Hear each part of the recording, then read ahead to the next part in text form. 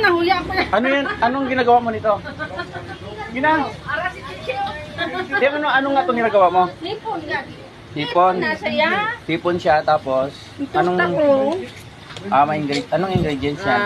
Butang itlog, haringa, sibuyas, bawang, paminta, saka bitchin.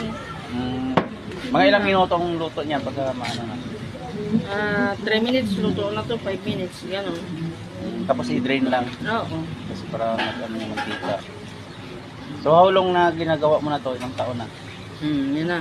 Ilang taon na ginagawa to? Matagal na. 10 years? Oh, 15 years? 7 years na ako dito. Kumusta naman ang bintahan nito? Malakas din. Malakas.